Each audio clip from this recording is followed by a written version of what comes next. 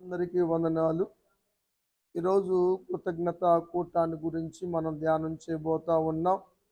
PVR గారోళ్ళు పెట్టుకున్న ఈ కూటాన్ని బట్టి దేవునికి స్తోత్రం. 116 కీర్తన 17వ వచనంలో ఒక మాట చదువుదాం.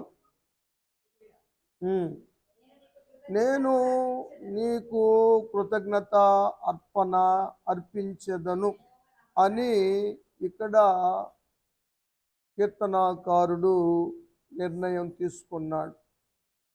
తీసుకొని చెల్లిస్తాను అంటున్నాడు. ఎందుకని ఈయన అంత నిర్ణయానికి వచ్చాడు? ఆయన మేలు చేశాడని కృతజ్ఞత అర్పణ అర్పిస్తానన్నాడు. అంటే ఏమా ప్రార్థన ఆలకించాడు. ప్రార్థన ఆలకిస్తే కృతజ్ఞత అర్పణ చెల్లించాలా? సంవత్సరం అంతా కాపాడాడు. సరే, ఏదైనా దేవుడు చేసిన ఉపకారములు పొందుకున్న మనము తప్పనిసరిగా దేవునికి కృతజ్ఞత చెల్లించటం, అర్పణ అర్పించటం మంచిది. ఆ విషయాన్ని ఈ కీర్తనకారుడు తెలియచేస్తూ ఉన్నాడు. ఆ విషయాన్ని మనం ఈరోజు ధ్యానం చేయబోతా ఉన్నాం. ఏమంటాడంటే 12వ వచనంలో, దేవుడు నాకు ఉపకారాలు చేశాడు, నేనేం చేయాలి? దేవుడు మాకేమిస్తాడు, ఏమిచ్చాడు అని కాకుండా ఇచ్చిన వాటిని బట్టి ఏమి చేయాలి అనుకునే వాళ్ళు ఎందరు ఉంటారంటారు? ఉన్నారు కదా. డౌట్గా చెప్పమాగరా. కొంతమంది ఉంటారు, ఎక్కడైనా అటు ఇటు ఉంటానే ఉంటారు. అయితే ఏది మంచిదంటారు? మీకా భక్తుడు కూడా అంటాడు 6వ అధ్యాయంలో, ఏమి తేవాలయ్యా నీ సన్నిధికి, ఏమి ఇవ్వాలయ్యా నీకు, దేవుని దర్శించటానికి నేనేం తేవాలి అని మీకా భక్తుడు అన్నాడు. ఎందుకంటే దేవుడు నిజంగా మన జీవితంలో చేసిన వాటికి నిజంగా మనం ఎంతో రుణస్థులము. ఏమిచ్చినా అది సరిపోదు, ఎంత ఇచ్చినా సరిపోదు, ఏం చేసినా సరిపోదు కదా. ఇలా ఆలోచించే వాళ్ళు తక్కువ. అమ్మాయి మనీ అన్నయ్య, మరి పాస్టర్ గారు ఈ సంవత్సరం అంతా దేవుడు కాపాడినందుకు కృతజ్ఞత కూటమి పెట్టుకుంటాను అన్నయ్య అంది. సరే పెట్టుకోరా అన్న. మరి పాపం తనకు బాగా పోయినా కొంచెం కాళ్ళు నొప్పులు ఉన్నాయి, ఆపరేషన్ చేయించుకుంది కదా. దేవుని కృపను బట్టి ఆపరేషన్ జయకరంగా జరిగింది. మరి స్వస్థత వచ్చింది. ఈ విధంగా నడవగలుగుతుందంటే దేవుని కృపే. కాబట్టి ఆనాడు యేసు ప్రభువు వచ్చి పేతురు అత్తగారిని ముట్టి స్వస్థపరిచినప్పుడు ఆమె వెంటనే లేచి ఉపచారం చేసినట్లుగా తను కూడా మరి ఓపిక చేసుకొని ఉపచారం చేయటానికి, మరి అర్పణ అర్పించటానికి సిద్ధపడింది. ఈ కీర్తనాకారుడు ఏమేమి చేశాడో కొన్ని విషయాలు మనం ధ్యానం చేద్దాం. దేవుడి నుంచి ఏమేమి పొందుకున్నాడు, దేవుడు ఏ ఉపకారాలు చేశాడు, ఉపకారం చేసినందుకు ఏం చేయాలనుకున్న వాటిల్లో 1 ప్రార్థన, 2 మొక్కుబళ్ళు, 3వది కృతజ్ఞత అర్పణ.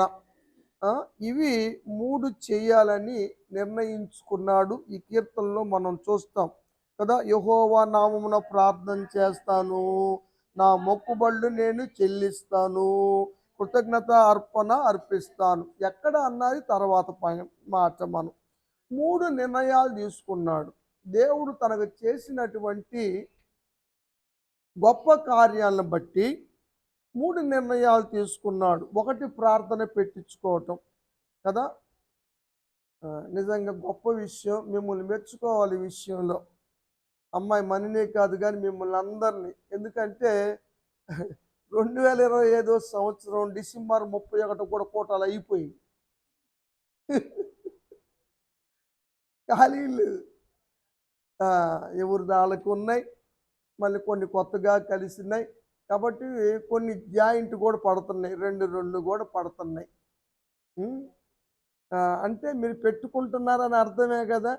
365 రోజులు కూటం రెడీ అయిపోయింది, ఇంకా మన జనవరి 1 రాల. కాబట్టి ప్రార్థన విషయంలో ఫస్ట్ మీరే ముందంజ. Very good. కాబట్టి ప్రార్థన చేసుకోవటం, ప్రార్థన పెట్టుకోవటం అన్నది మంచిది. మరి మొక్కుబడు చెల్లించే విషయాల్లో ముందంజలో ఉంటున్నారా? అది ఎన్నో అంజ?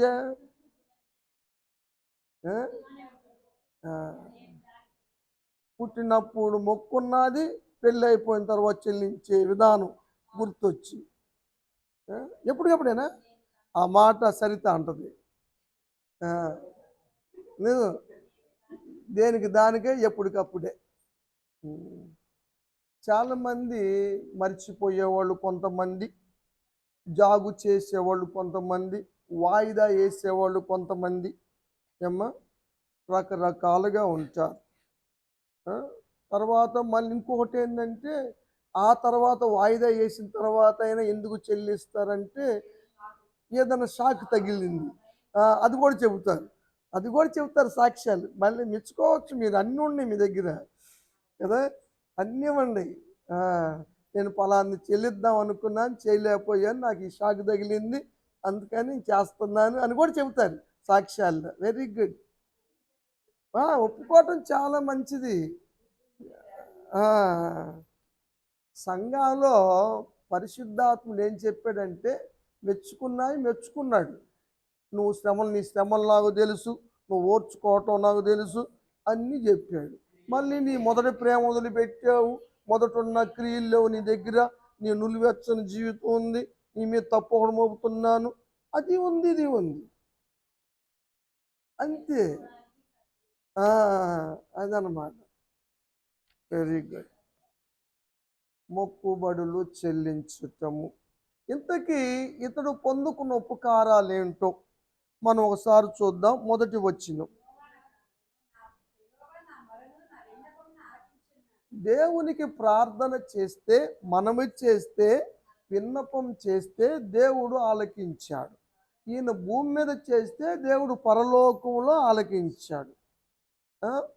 మహోన్నతుడైన ఆయనెక్కడ, మట్టి వంటి వారు మనమెక్కడ, అల్పులము అయోగ్యులమైన మనం ప్రార్థన చేస్తే దేవుడు వినటం అంటే ఎంత గొప్ప విషయమో కదా. అధికారులే మన మాట వినరు.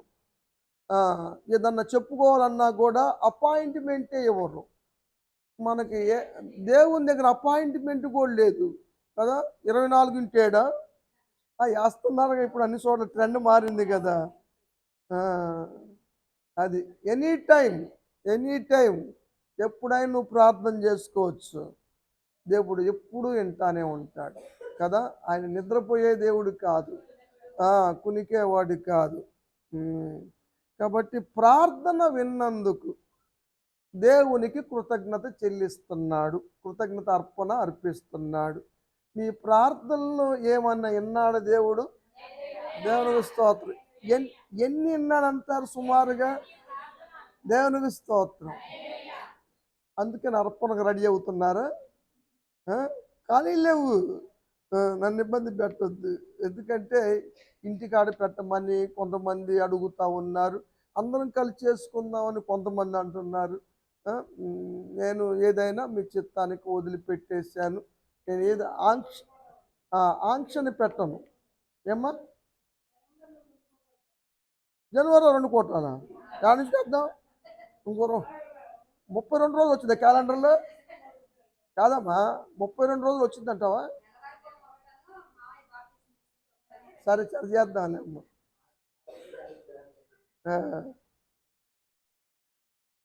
సరే, మంచిది.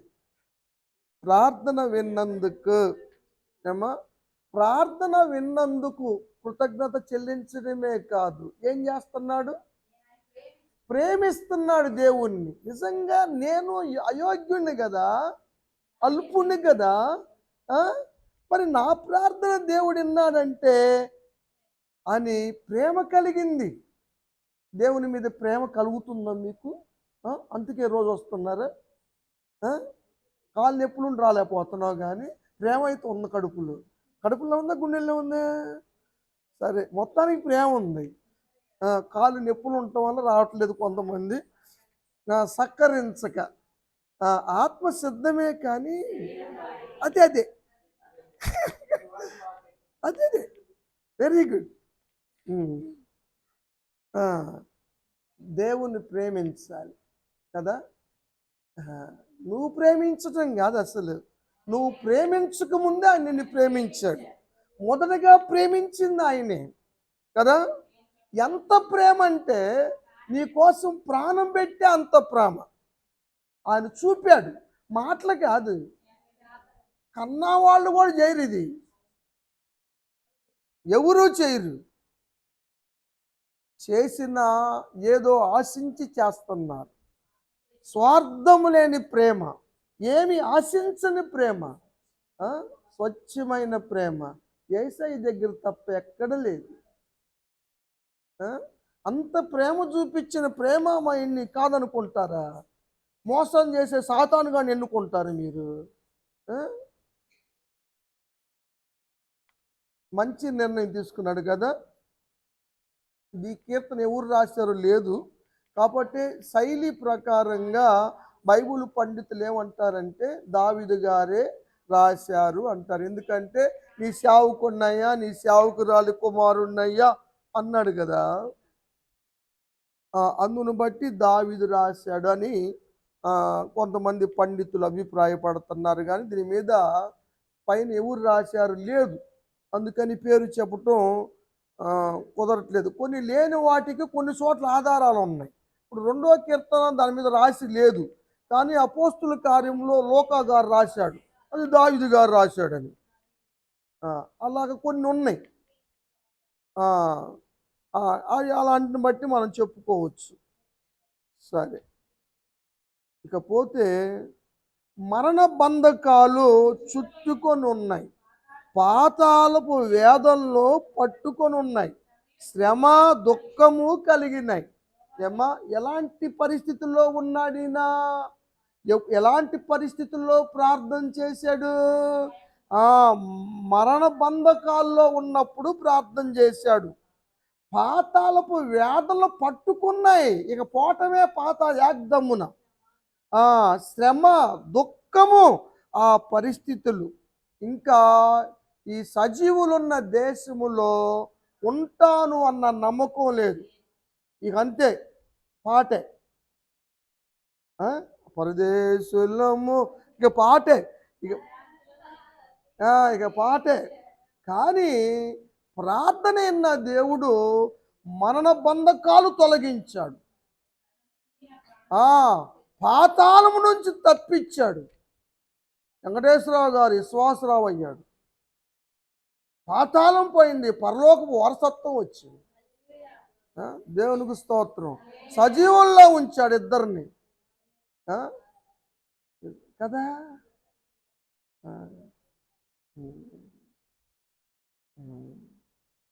కాబట్టి ఎంత బలహీనతగా ఉన్నా చేయటం గొప్పతనం, చేయాల్సిందే, చేస్తేనే మంచిది. ఆ మాట రైతే అంత ఆశీర్వాదం ఉంటుంది. వచ్చే సంవత్సరం అంతా పంట, ఆశీర్వాదాల పంట. అది ఆ విషయాన్ని మనం చూస్తూ ఉన్నాం కదా. అందుకే ఈ కృతజ్ఞతతో పాటు అర్పణ కూడా అర్పించటం. ప్రాణమును మరణము నుండి కాపాడాడు కదా. కొంచెం భయపడింది అమ్మాయి ఆపరేషన్ థియేటర్లోకి వెళ్ళేటప్పుడు. అంతకు ముందు రోజు కూడా నన్ను కొట్టుకొని ఏడిచింది, చర్చికి వచ్చి కొట్టుకొని ఏడ్చింది. ఏందమ్మా అంటే ఆపరేషన్కి వెళ్తున్నానంది. అరే దేవుడు ఉన్నాడురా, భయపడమాక, మళ్ళీ నువ్వు క్షేమంగా వస్తావు అంటే మంచి ధైర్యపరుచుకొని వెళ్ళింది. ఆపరేషన్ జరిగింది కదా. అయినా ఆపరేషన్లో కూడా నేను చెప్పాను, మనకు మంత్రం చెబుతాగా మీకు, ఆపరేషన్ చేసే వాళ్ళు వెళ్ళే వాళ్ళ చెవుల్లో అంతా మంత్రం చెబుతారు.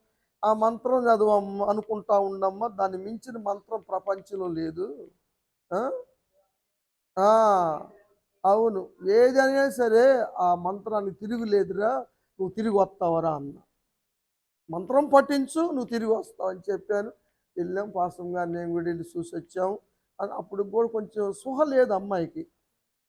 ముందు పవర్ కొంచెం బాగా ఉంది. మేము వెళ్ళినా కూడా కొంచెం మొత్తానికి చెయ్యి ఆడిచ్చినట్టుంది, చెయ్యి పట్టుకుంది నా చెయ్యి. మరి నాకు అనిపించిందిరా నీకు, నేను వచ్చినట్టు తెలుసా నీకు? కనుక్కున్నా. రూమ్లోకి వచ్చాం, హాస్పిటల్ ఆపరేషన్ థియేటర్ నుంచి తీసుకొచ్చి రూమ్లో పండేశారు. ఇంకా మగతగానే ఉంది. మరి నా చెయ్యి ఎందుకు పట్టుకున్నాను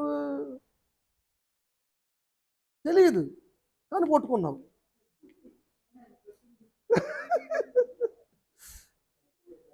సరే.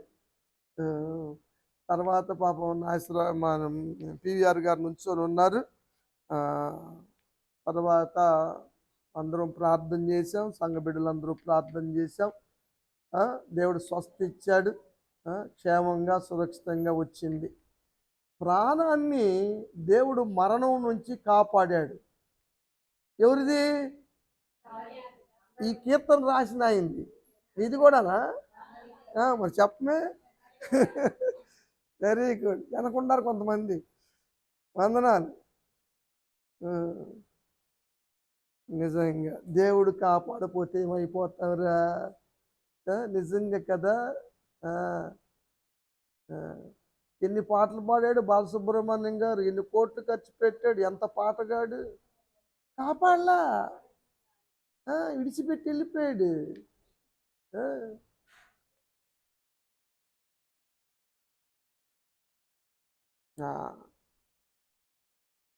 నిజంగా అల్పులమున మన పట్ల దేవుని కృప ఎంత అధికంగా ఉంటుందో అందును బట్టి మనం తప్పనిసరిగా దేవుని పట్ల కృతజ్ఞత కలిగి ఉండటం మంచిది అని మీ అందరికీ మరి ఒకసారి నేను తెలియజేస్తా ఉన్నాను. చాలామంది కబుర్లు చెబుతారు. అంటే కబుర్లు అంటే సాక్ష్యాల వరకే, ఖర్చు లేని పని కదా. కానీ కొంచెం పని చేయాలంటే, చాకరీ చేయాలి, ఖర్చు పెట్టాలంటే, మరి దేవునికి చెయ్యాలంటే నష్టం అనుకునేవాడు కూడా ఉండాలి. శిశువుల్లో యుస్కరేతీయుదే అన్నాడు, ఎందుకు నష్టం, ఎందుకు నష్టపెడతాం, పేదలకు ఇవ్వచ్చు కానీ కదా. పేదల మీద ప్రేమ ఉందంటావా? ఈ కబుర్లు.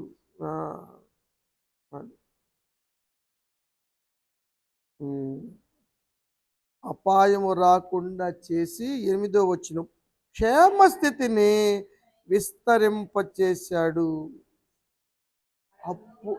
7వ వచనంలో కూడా చదువుదాం.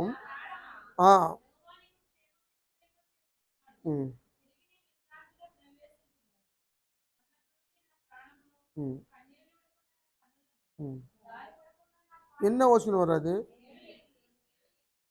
మిగుల బాధపడిన వాడను నేను తొందరపడిన వాడు. ఎంత బాధగానే ఉంది నీకు? మిగుల బాధ. నిజమే. మరి పొట్టంతా కోసేస్తే మన సమ్ముకుంటుంది అడగటం కాకపోతే. మిగుల బాధ. అలాంటప్పుడు కొంచెం తొందరగా వస్తాయి మాటలు, తొందరగా. కానీ ఇప్పుడు తొందరపాటు లేదు. తొందరపాటు అంటే టెన్షన్ లేదు, బాధ లేదు, తగ్గిపోయింది. ఎవరు చేశారంట విట్ట? ఎవడేనా? దేవుని స్తోత్రం. Very good. అందుకనే కృతజ్ఞత ఏమ్మా చేయటం అన్నది మంచిది. 9 చదివేశారా? కాబట్టి ప్రియమైన దేవుని బిడ్డలారా, మనలో ఎవరైనా సరే దేవుని నుంచి పొందిన మేలును మరొక దేవునికి ప్రార్థన చేయటము కానీ, ఆ బాధలో అనుకున్న మొక్కుబళ్ళు చెల్లించటము కానీ, కృతజ్ఞత అర్పించటం కానీ మంచిది కదా. సావు బతుకుల మధ్య ఏమో ఎన్నో అనుకుంటాం. అక్కడ సాక్ష్యం చెబుతాం, ఇక్కడ సాక్ష్యం చెబుతాం, ఇక్కడ సాక్ష్యంగా నిలుపుతాం, ఎక్కడ పొట్టల్లో పట్టినా అక్కడికి వెళ్తాం, అక్కడ పోయి సాక్ష్యాలుగా నిలుపుతాం అంటారు. తగ్గిపోయినాక ఆ ఊసేస్తారు. దయచేసి నేను నా ప్రియ బిడ్డలుగా నేను చెప్పేది ఏంటంటే, తొందరపడి అనుకోమాకండి. దేవుడితో మాటిస్తే నెరవేర్చాలి. ఏ సమస్య లేదన్నాడు ప్రసంగి గారు కదా, 5వ అధ్యాయంలో రాశాడు కదా. మొక్కుంటే చెల్లించు, తడవు చేసావంటే మంచిది కాదు. అసలు అది మంచిది అనుకోవటం ఎందుకు?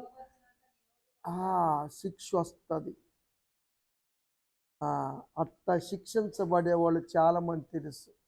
అన్నాం అనుకో ఎవరు కోపలు వస్తాయో చెప్పలేము.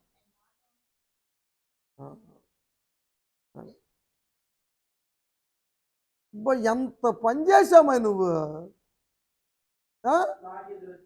నాకెదురు వచ్చావు. నేనేమనుకున్నాను, నా ఇంట్లో నుంచి వచ్చేది అర్పణిస్తాననుకున్నాను కదా. ఎంత కొంగ తీసావమ్మాయా. నానా ఎవరికి మాట ఇచ్చావు? నెరవేరుద్దాం నానా. దేవుడితో నా మాట ఇచ్చింది. నాలుగైదు చాలా మొన్న చెప్పావు చాలా.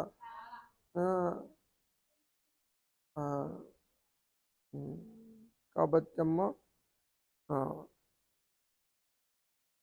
అమ్మాయిలు కూడా ఇప్పటి వరకు దేవుడు కాపాడినందుకు, ఆయుష్ ఆరోగ్యాలు ఇచ్చినందుకు ప్రార్థనలు పెట్టించుకుంది. మొక్కుబడి సంగతి నాకు ఏది కానీ అర్పణ మాత్రం అర్పిస్తూ ఉంది. ఒక నిర్ణయం తీసుకున్నాడు ఆయన. ఆ నిర్ణయం 2వ వచనంలో చూద్దాం.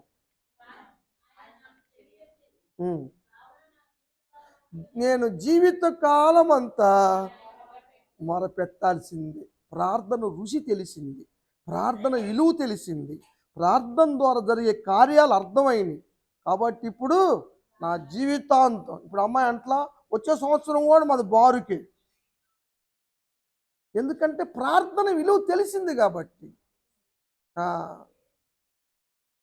ఎవరైనా పెట్టుకుంటే వాళ్ళు ఇచ్చేసేయండి అన్నయ్య గారు అనేవాళ్ళు కూడా ఉంటారు.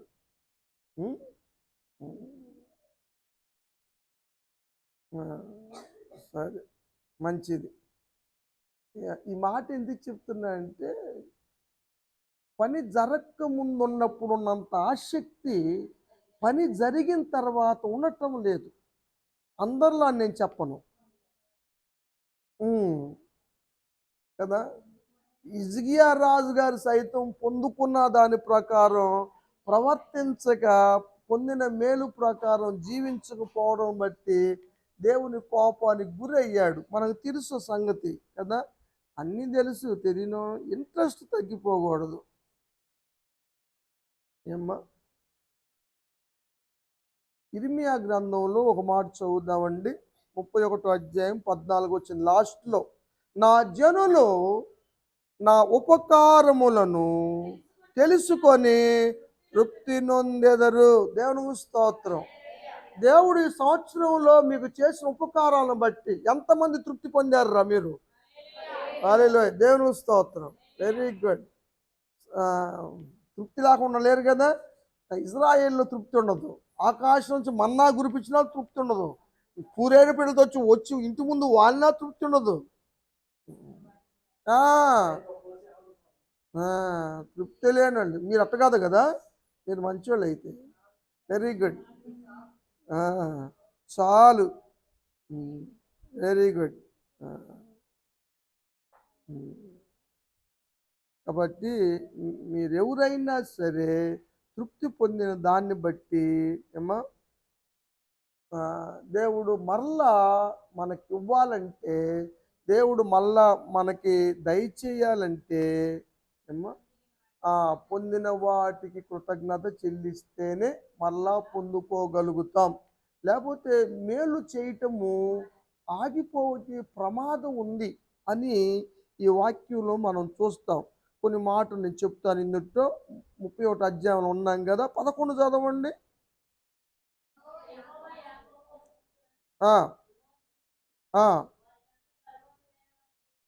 ఆ, ఆ బలవంతుడైనటువంటి వాని చేతుల్లో.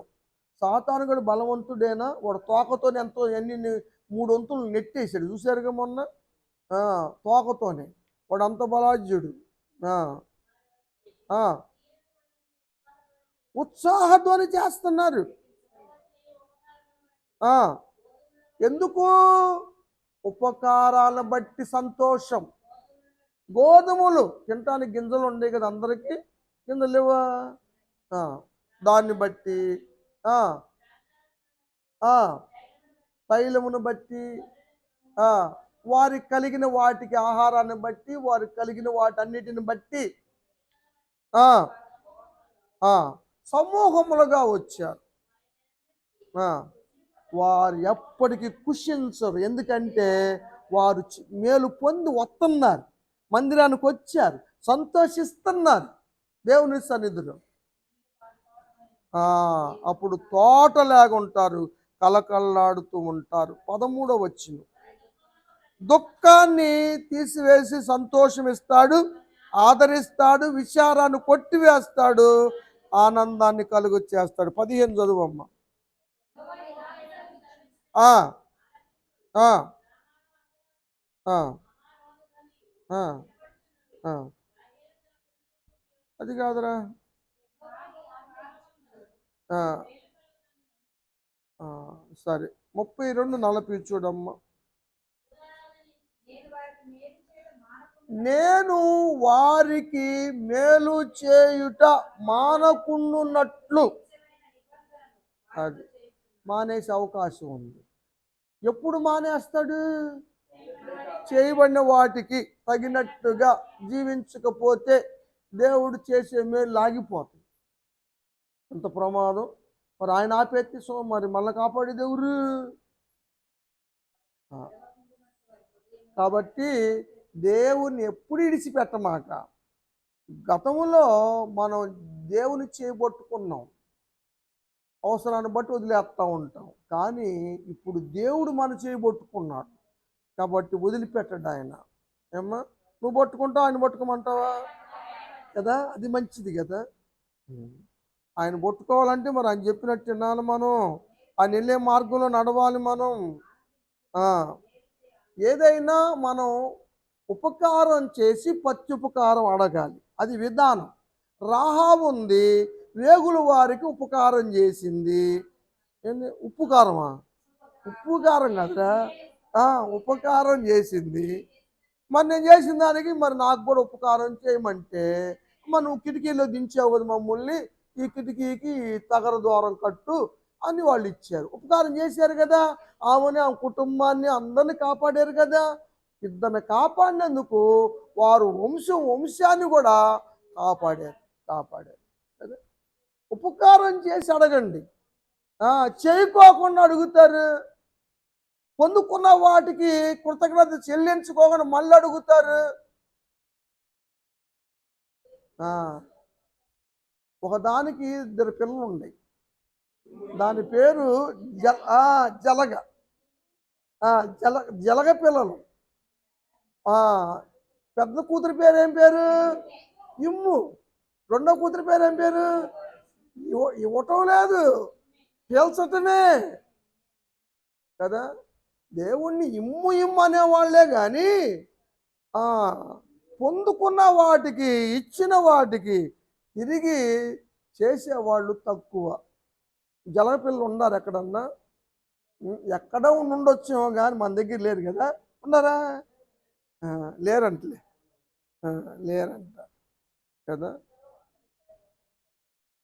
సమూయేలు 2వ గ్రంథంలో దావీదు గారు ఒకళ్ళు ఉపకారం చేశారని వాళ్ళు పిలిచి,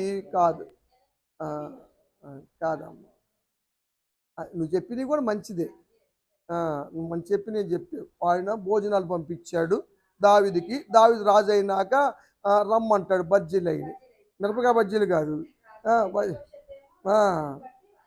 అది అలా యోనాతాన్ని బట్టి మెఫీబోషెతుకి ఉపకారం చేశాడు.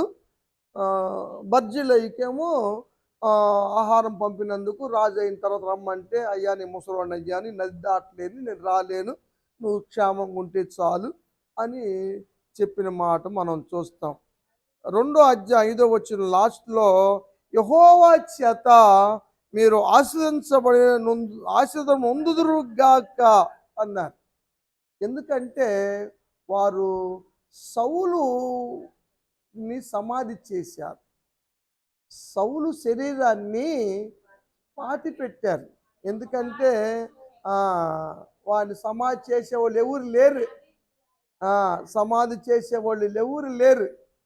అందుకని సమాధి చేసినందుకు వారు చేసిన ఉపకారానికి పిలిచి ప్రత్యుపకారముగా దేవుడు ఏమన్నాడంటే యెహోవా చేత మీరు ఆశీర్వాదము నొందుదురుగాక. దేవునికి స్తోత్రం. ప్రత్యుపకారం. అది నేను బాప్తిస్మం ఇచ్చాను కాబట్టి నేను సమాధి చేసి వచ్చా. దేవునికి స్తోత్రం. ఇక తర్వాత కార్యక్రమాల్లో పాల్గొనాల్సిన అవసరం లేదు. ఎందుకంటే ఒకళ్ళు కాదు, ముగ్గురు కాదు, నలుగురు కాదు, చాలా మంది ఉన్నారు.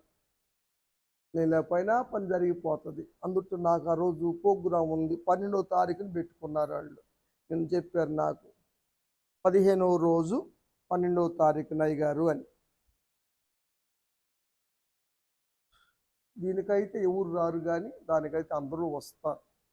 కాబట్టి మన పెద్ద ప్రాముఖ్యత కాదు. సమాధి చేయటం అన్నది మంచిది. భూస్థాపిత కార్యక్రమం చేయటం మంచిది. అది ఆశీర్వాదకరం కదా, చాలా ఆశీర్వాదకరం. అది అంతవరకు మనం చేయగలిగాం. తర్వాత చాలామంది ఉన్నారు. వాళ్ళకి నెహెమ్యా గారు కూడా ఒక మాట చెప్పాడు. దేవుణ్ణి అడిగాడు, ఉపకారం చేసే ఉపకారం చేయకుండా. 5వ అధ్యాయం చెప్పు, ముగిస్తాను, టైం అయింది. 19వ వచనం.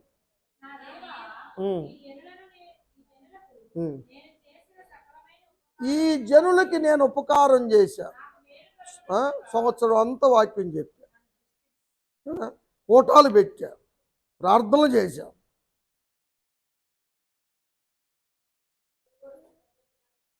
అవును, నిజమే. వందనాలు. కాబట్టి మిమ్మల్ని చేయమని, మిమ్మల్ని తెమ్మని నేను అడగట్లా. మీరు అద్దండి ఇద్దండి అని అడగట్లా. మరి అయ్యా నువ్వు చేయి నాకు. ఎవరిని అడిగాడు ఆయన? దేవా, నేను వీళ్ళకి చేసిన దానికి నాకు మేలు కలుగు. దుష్టుంచయ్యా ఏసయ్యా, ఏసాయి దుష్టుంటే చాలు. ఆయనకేం తక్కువ చేసాము అంటారు మీరు చేస్తే కదా. దేవునికి స్తోత్రం. కాబట్టి మీరు కూడా ఉపకారం చేయండి, పొందుకున్న వాటికి ఇవ్వండి, మేలు పొందండి. ప్రత్యుపకారం దేవుడిస్తాడు కదా. ఆశించే ఇస్తారని కాదు. సరే, దేవుడు మరి అమ్మాయిలు పెట్టుకున్న ఈ కృతజ్ఞత కూటాన్ని, అర్పణను దేవుడు అంగీకరించి వచ్చే సంవత్సరం కూడా చెప్పరా, వచ్చే సంవత్సరం ఏం చేయాలి నీకు? వచ్చే సంవత్సరం కూడా ఉపకారములు జరిగించునుగాక, కుటుంబాన్ని ఆశ్రయించునుగాక, అందరికి ఆయుష్ ఆరోగ్యాలు దయచేనుగాక, హృదయ వాంఛలు తీర్చునుగాక. అమ్మాయి మన సంవత్సరం అంతా కూటాలు పెట్టుకునుగాక. వందనాలు.